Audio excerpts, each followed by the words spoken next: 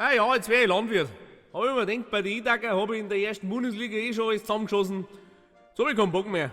Wisst ihr, was ich mein? Na, was ich nicht. Ja, 30 Jahre bin ich jetzt den Ball hinterhergerannt. Jetzt lang schon langsam, oder? Freut euch doch auf ein paar Ronaldo-Steaks, ein paar Schnitzel. Spaghetti! Naja, neben meiner Landwirtschaft habe ich jetzt gedacht, jetzt wäre ich Bierbrauer.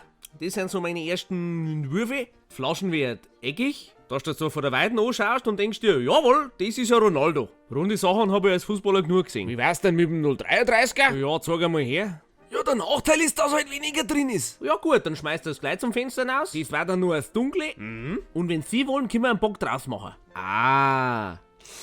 Die können auch gleich uns trinken. Ja. Gut, dann stellst du aber weg für einen, dann trinken wir nachher alle eins. Ja, ich hab jetzt noch so eine Flaschen für alkoholfreies Ja, im damit Dorf. darfst du einen Zipfel Das waschen. tust du jetzt gleich her. Ja, dass und dann nichts kann er passiert. gleich seine Papiere abholen. Also wir machen 24 Flaschen in einem Kasten.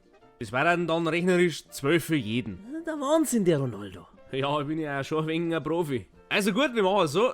24 Flaschen in einem Kasten. Ich hab gemeint, das ist eine gemeine Wiesen. Das ist eine glatte Zeug. Ja, aber Herr Ronaldo, nehmen wir's doch leichter 30 Flaschen, weil da ist mehr drin. Da hätte jeder was davon.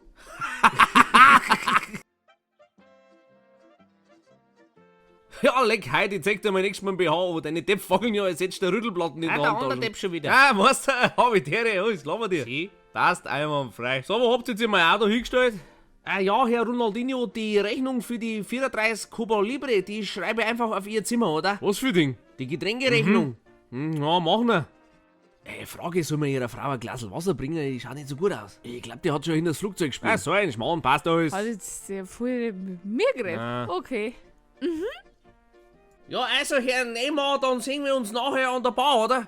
Schick dir mal, ich habe einen Brand. Ja, Alter, Futzen. Ah ja, der alte Sauhund, hä? Ist das der Segel. Also, vorbeischauen, abonnieren den ganzen Zeug. Schlaft's nackert. Servus.